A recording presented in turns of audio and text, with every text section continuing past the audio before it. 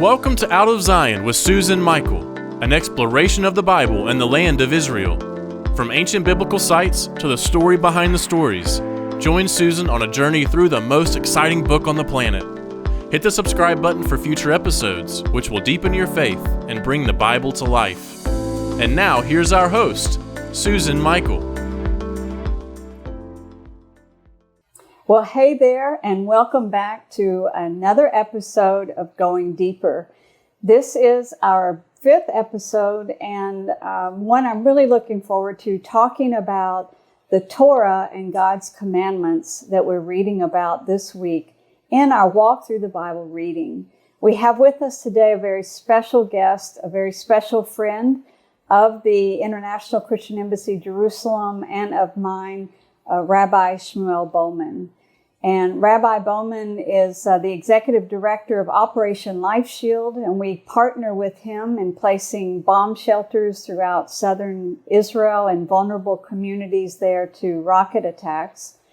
And so we have had the opportunity to work very closely together for a number of years and to get to know each other and to build relationships that go beyond the personal level and more between our communities. And Rabbi Bowman is also an ordained Torah Scribe. And that means that he has a love and a passion for teaching the sacredness of the Hebrew text and also the significance of the rabbinic law and the rabbinic traditions that go along with that text. And so, Rabbi Bowman, we just give you a very warm welcome from your home there in Israel. We thank you for joining us today. Wonderful to be here, Susan. Thank you.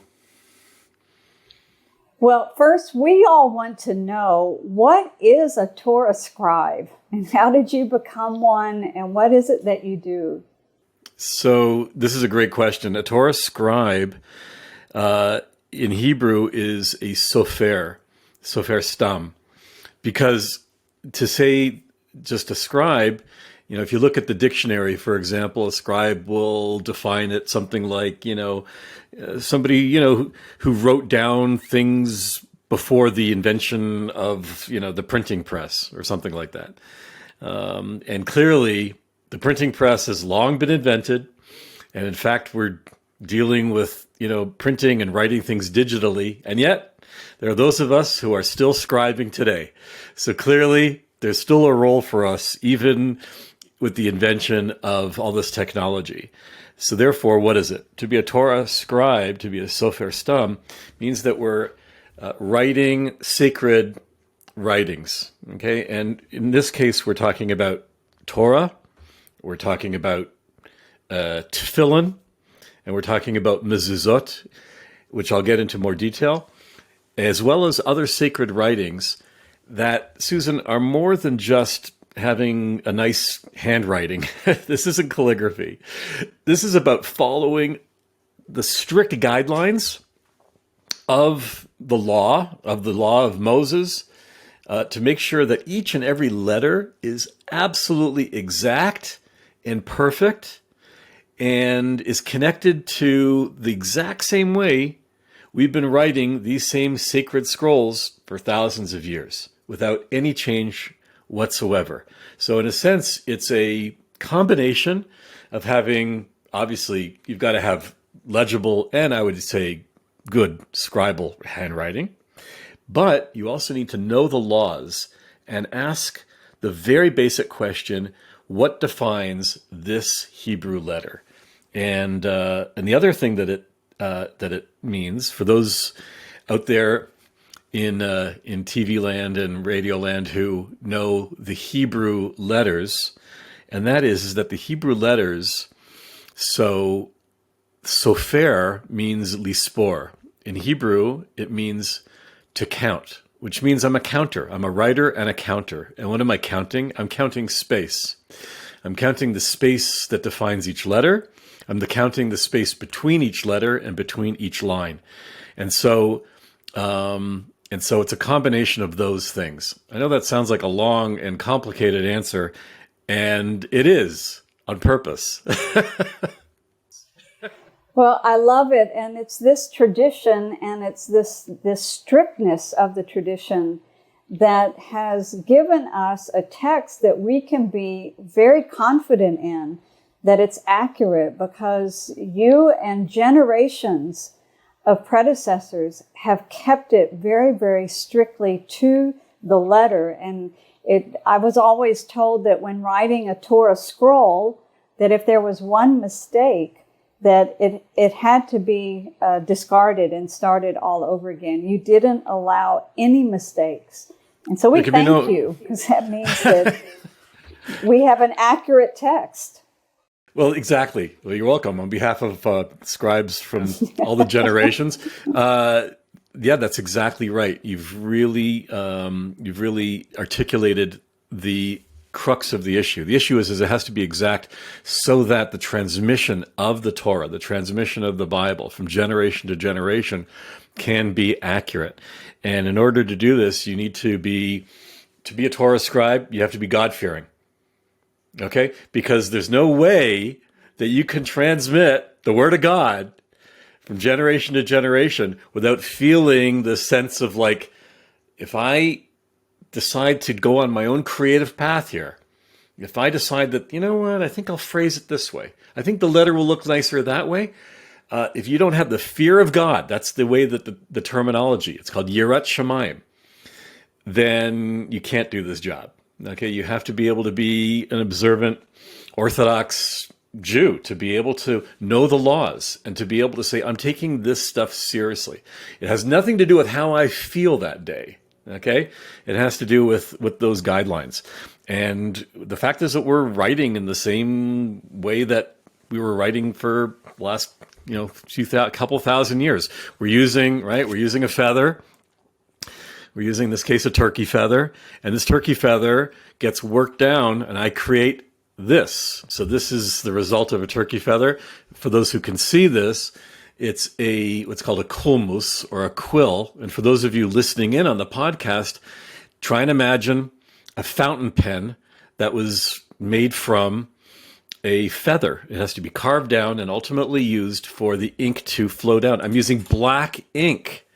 It has to be strictly black ink. It has to be kosher black ink. In other words, the ink cannot be comprised of any animal products that would be unkosher.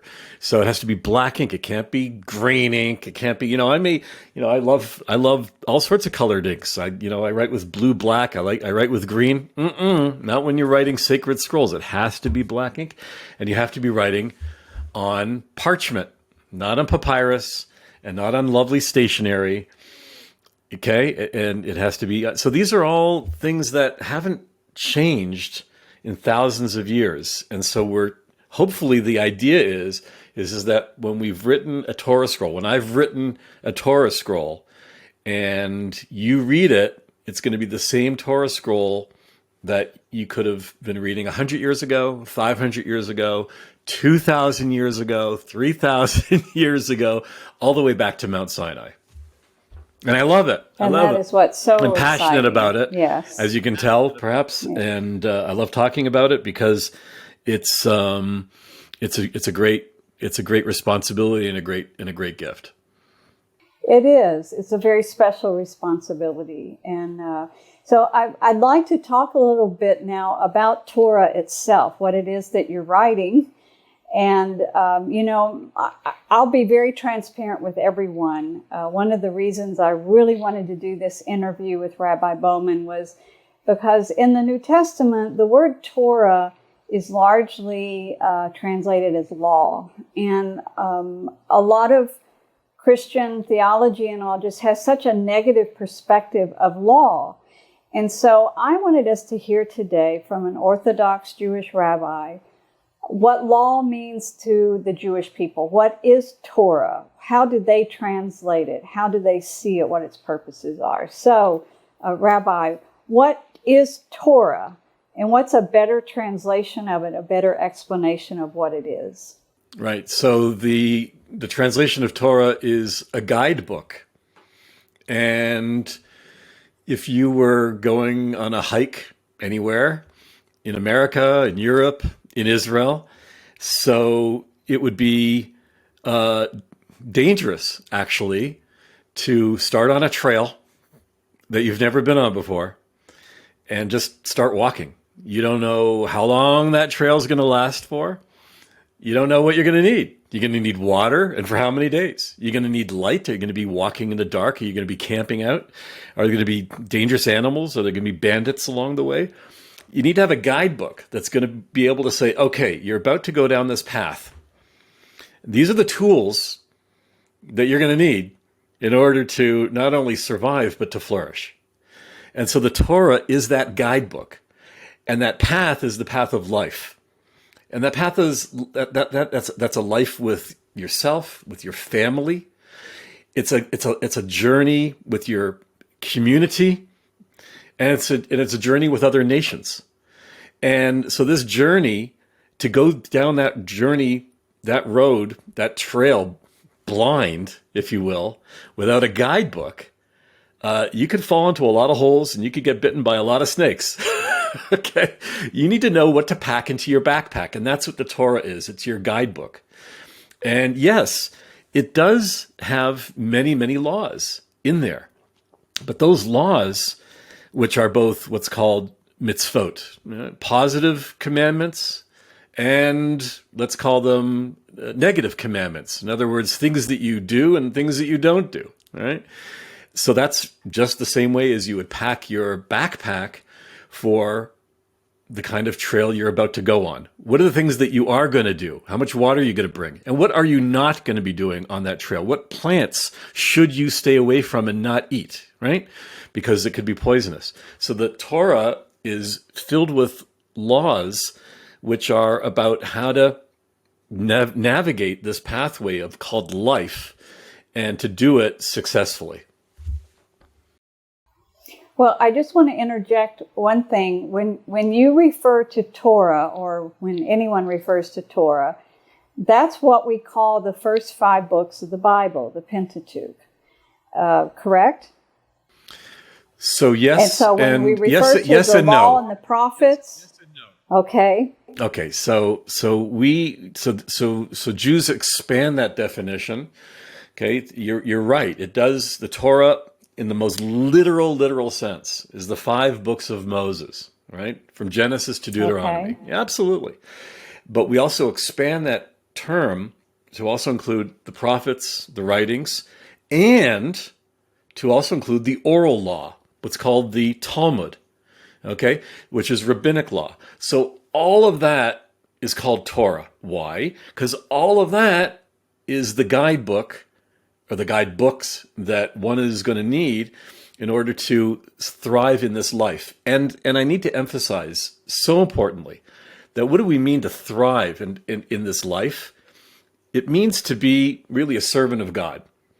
It really means to follow the will of God, okay? To be, in a sense, that kind of person that is filled with God and is then able to live a God-filled life. Because just to walk down that trail, just for the fun of it, okay, that's very cute and very nice and everything, but there's much more that we're meant to do on that trail of life, much more than just to kind of skip along. We're supposed to walk that trail filled with the Spirit of God. And this is the guidebook on how to do it. It's beautiful. And the Torah is not just about the law and the commandments, which is what we're reading right now in our weekly reading. But it's the stories, it's the history, it's the prophecies, it's all of it is all encompassing in Torah as your guidebook. But there's one element in there that we've been reading about, and that is God's covenant with the nation of Israel. And I kind of liken it to a marriage proposal from Mount Sinai. And God says, if you'll obey me and you'll follow me, then you're going to be my treasured possession above all the earth. And you'll be to me a kingdom of priests, a holy nation. And the people of Israel said, okay, well, we will. And the first thing that God gave was the 10 Commandments. So first, tell us, what is your view of that that covenant and the purpose of it? Well, it's a beautiful image. The wedding ceremony. As a matter of fact, we talk about at the festival of Shavuot, which follows. It's 50 weeks after Passover. Shavuot, the Feast of Weeks, and the idea that is the giving of the Torah at Mount Sinai, and we liken that idea actually to a wedding. Right, that's and it's all there. There's the wedding canopy is there. The nation of Israel is there. God is there. It's described as in I guess in anthropomorphic terms, God being the groom, the nation of Israel being the bride. It's very much in anthropomorphic terms, in image terms. But that's that feeling that we're going into this not a business deal. This isn't a contract, and between two companies trying to figure out how to make a profit. No, this is like you're talking about. It's this love between God and the nation of Israel, and we're saying this is what I'm bringing to the marriage, and this is what I'm bringing to the marriage, right? And that's what that covenant is about. Just like when you go into a marriage and you say, well, this is what I promised to do, and this is what I promised to do, and thus a beautiful, forever eternal relationship comes out of that, right? So that's a beautiful example. And then God gave the 10 commandments, but then a whole lot of more commandments followed. So what is the difference? What is the purpose of the 10 commandments by themselves? And then explain to us about the rest. There's 613 commandments. Explain to us how the difference. Sure. So again, we have to go back to the Hebrew. There are no shortcuts. In the Hebrew, it's not called the Ten Commandments, even though you and I both love that movie by Cecil B. DeMille starring Charlton Heston. Fabulous movie. And I love it. It's just a great movie. But here we go. That's not what it's called in the Hebrew. It's not called the Ten Commandments. The word for 10 is eser. Right, and the next word is Aseret Hadibrot. Aseret Hadibrot. That's how the 10 Commandments are actually called, which means the 10 utterances, or the 10 spoken words. Okay, or the 10 spoken phrases, which is not the same word as commandments. As we mentioned, the word for commandment is mitzvot. Okay, and the word mitzvot comes from the word tzaveh or tzav, which means obligations.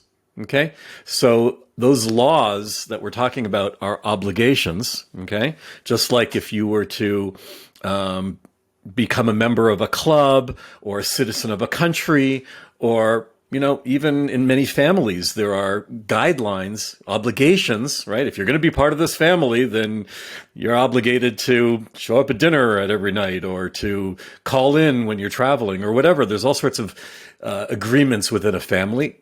There are obligations within a company. There are obligations within a club, membership within a synagogue, within a church. That's what commandments are. That's what commandments are. However, the 10 utterances, if you will, are bold stoplights. They're lights that go off. They flash, and they're there to illuminate, literally, in front of our eyes at all times. And they're basic truths. Do not kill. Do not steal. Do not commit adultery. Right? Honor honor your parents. Okay. Observe the Sabbath. Do not take the name of God. These are basics, so that even with all the other mitzvot, and there are 613 of them just in the 5 books of Moses, and then there are thousands more when we get into rabbinic law, okay? And these are laws, these are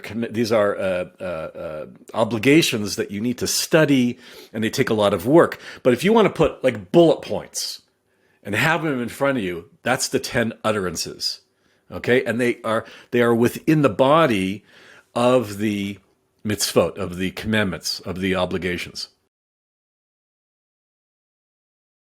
Well, Okay, you've mentioned something here about rabbinic law, and so I feel like we want to clarify that for our listeners. So the 613 mitzvot, or commandments, are found in the written Torah. And then when you mention rabbinic law, that's what you would call the oral Torah, which has been developed over the centuries alongside the written Torah. And it's in order to clarify and to elaborate on the written Torah and to implement it into your lives. So a lot of times we don't quite grasp this, but if God says, and maybe you can give us a good example, well, okay, to observe the Sabbath.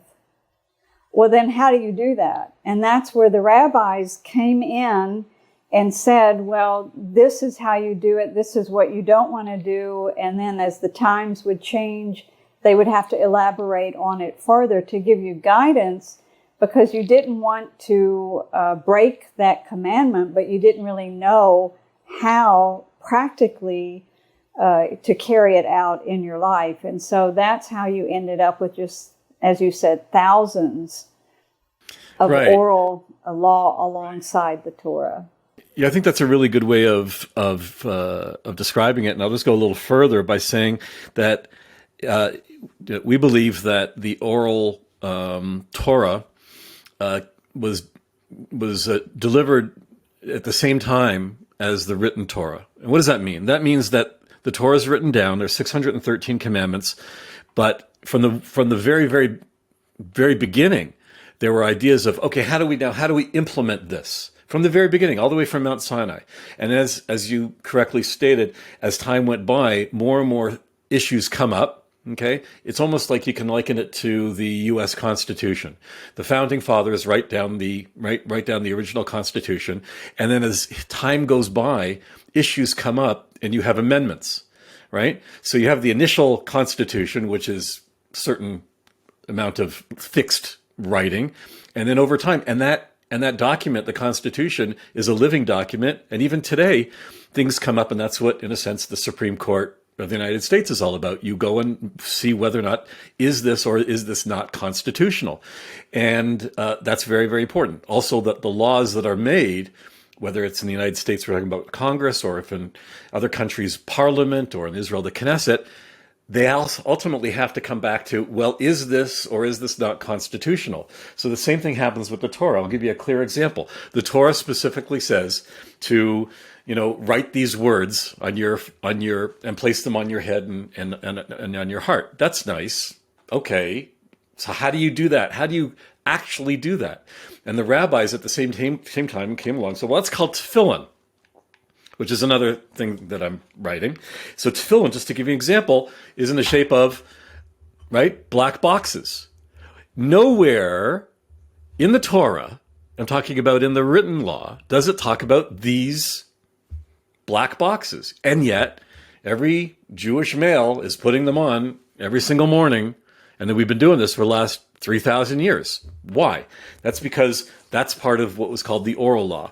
And what happens with rabbinic law is quite simple. And that is, there came a point in time when, because of dispersion and because of the expanding Jewish world, that it was no longer feasible just to pass this information orally. In other words, from mouth to ear, from one generation to the other. And it became necessary to transcribe these laws and write them down. And that became the Talmud. And that's what we call rabbinic law, which still is alive and flourishing to today. Okay, well, we just read this last week, I believe, we read out of Deuteronomy 11, where we have the verse that describes what you just referred to. So I want to read the verse. It says, "Fix these words of mine in your hearts and minds, tie them as symbols on your hands and bind them on your foreheads. Teach them to your children and write them on the door frames of your houses and on your gates." And I love how that you have learned to implement that in such practical ways. And if you would share with us about the phylactery and what's in it, and what you say when you put it on in the morning, because it's such a beautiful verse. It most definitely is. Well, these are, again, for the viewing audience, these are the phylacteries, okay? So this is the one for the head, has 4 separate compartments, and this is the one for the arm. For those of you just listening, try and imagine a square box made of leather, attached by leather straps, okay? And in Hebrew, we call this tefillin. One goes on the arm because it has to be facing the heart, and the other one, as we just mentioned directly from the book of Deuteronomy, is going to wind up going right between our eyes, right somewhere around there. And that's what's going on. As I put them on, I'm saying this beautiful sentence that says, "V'rastich li l'Adonai, v'rastich li l'tzedek, u'mishpat b'chesed," and it goes on, and it basically says, I am being betrothed to you, God. We are being betrothed to each other. And it goes perfectly to the image that you shared with us just a moment ago regarding that marriage. We are in a constant state of betrothal. One of the questions you may ask is like, no, so like, when are you getting married already? Like, when does the marriage happen? You're always in the state of betrothal, which is almost like this engagement process. And yeah, that's right. We are literally every day going through that loving betrothal experience with God as we put these on. And what are we putting on? Because maybe that'll give us the clue. So in Deuteronomy, what are we putting on? The tefillin includes 4 passages. Exodus chapter 13, verses 1 through 10. Exodus chapter 13, verses 11 through 16. Deuteronomy 6, verse 4 through 9. And then Deuteronomy 11, 13 through 21. And we take a look and we break those down. We say that the first two passages have to do with the Exodus from slavery. Okay? Wow. Who's going to free you from slavery except that which loves you? Okay? That's a tremendous, tremendous, tremendous statement. That sense of freedom. The second 2 passages from Deuteronomy have to do with love, loving God. With Deuteronomy 6 dealing all about love, and Deuteronomy 11 talking about the rewards of that covenant that we talked about at the beginning. And those are the 4 messages that are always on us, on our forehead and on our arm. And the other thing you mentioned is about putting them on our doorposts. That's called a mezuzah. And this is a mezuzah. It's a flattened one. It ultimately gets rolled up. And what this is Deuteronomy 6 and Deuteronomy 11. It's all about love. But it's a declaration. Shema Yisrael Adonai Eloheinu Adonai Echad is the first line, which in English is sometimes translated as, "Hear, O Israel, the Lord our God, the Lord is one." But the word Shema isn't just hear. It's more about listening on the inside. Listening on the inside that God is one. Okay, it's our mission statement, okay? And where are we putting this? We roll this up into a nice little roll, okay? We roll it up. We place it inside a bait, which means a house, a housing, if you will, and that can be any material that you want. The mezuzah has to be on parchment. Everything has to be on parchment. This can be it can be plastic, it can be glass, it can be stone, it can be metal, it can be whatever you want. You put it on your doorpost of your house. And it's a constant reminder when you go in and when you go out, right? That you're bringing God into the house, and when you leave, you take God with you. Okay, that's what's going on. It's not like there's a switch that you turn God on and turn God off. Okay?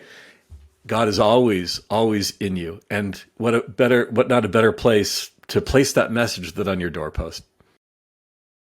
And I love it because it just shows that love and reverence really for the Word of God and for the Torah, and that honoring of it and wanting to be reminded of it in everyday life, and to make sure that you're always doing these things to remind you of what God has said and to remind you of that relationship. And it really is a very beautiful thing. And we're always so worried about legalism, but I think it's good to take a moment and look at the absolute beauty of these daily reminders and daily routines that are there because of the love for Torah and the love for the God of Torah. You know, if it were just about, I want to. I'm sorry. I was just going to say that those routines, those guidelines, laws, commandments, whatever you want to call them, things that sometimes people can feel really weighted by, like, oh, really? Do we really have to follow these things? Is that what it's about? Well, the problem is we're human beings, and let's face it, we sometimes do things based on, our feelings, based on pleasure, based on pain, based on all sorts of things that affect our decision making. The fact of the matter is that as long as I have these things, I have to put these on every morning, except for Shabbat and on festivals. Doesn't matter if I feel like it or not. You know what, Susan? Some days I'm really into it. I really am. I got news for you. Other days, I'm like, I got a meeting to go to. I got things to go to. Really? I got to put these on? Really? Come on, maybe I don't feel like it. Too bad. Too bad. You put them on and zap, you're reminded. Oh yeah. Oh, God is in my life today. That's what's going on, whether I felt like it or not. Well, you mentioned Shabbat, so let's end our time together today talking about the Sabbath. And, the Sabbath, it was there in creation, and the roots go back to the creation. But then God brings it in as though it's a part of your arrangement with Him, your observance of the Sabbath. So share with us just a minute before we close today about the significance of the Shabbat to you. Okay, well, Shabbat at its very, very core is really about keeping a Jewish home Jewish. And it's very interesting because we have a saying that says that more than Jews have kept the Sabbath have kept the Jews. What does that mean? That means that, like it or not, if you're observant, you're taking 24 hours off from whatever you're doing. And it's very interesting because we don't use the word taking time off. We call it taking time on. It's a time to really get real.